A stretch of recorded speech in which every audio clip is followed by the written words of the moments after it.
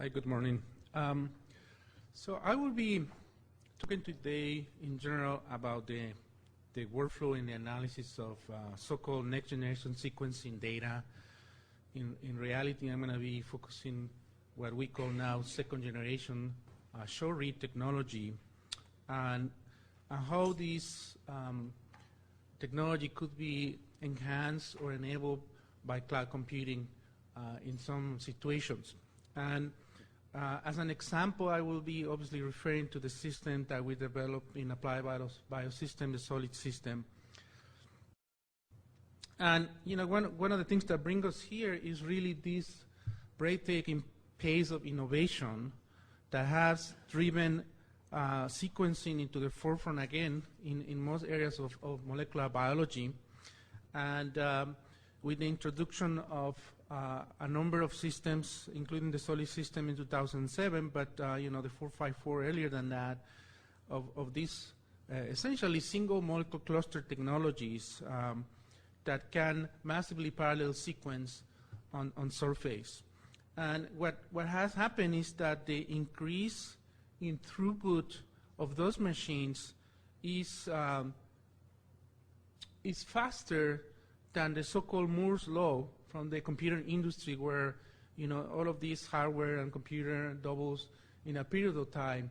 So now we can start talking about sequencing, for example, hundreds or thousands of human genomes, and the cost of this is reducing dramatically. So in the right-hand side, you can see what was the cost of the human genome in the 90s, right? It was on the order of perhaps $200 million was what Celera Genomics spent in a single shot to sequence a version of the human genome. And since then, it has been coming down, and we are in the verge of having the ability to sequence a human genome for just a couple $1,000s. Today, actually last week, we announced the release of the SOLID System 4 that will be launched in full in the Conference of Advanced in Genomics and Sequencing Technologies in February. But basically, we have now the ability to generate in a single instrument run over 100 gigabases. And by the end of the year, we're going to have an upgrade of the same technology that will allow us to get close up to 300 gigabases, which means that starting in February, March, when these instruments start to roll out in customers, you're going to be able to sequence a human genome for $6,000, and later in the year for $3,000. So what does that mean? Just a few introductory slides about the SOLID system, so you can see what's the magnitude of this in terms of data analysis.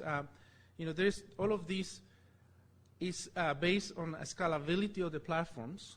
In our case, we're using this bit technology that is highly scalable and allows to continue to increase the throughput of the system with minor upgrades into the hardware, so no major instrument switching.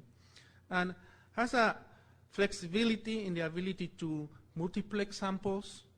If you don't want to sequence human genome, but just rather sequence exomes, all the exomes in the human genome, you don't require that much sequencing. You can flexibly multiplex the samples in the slide.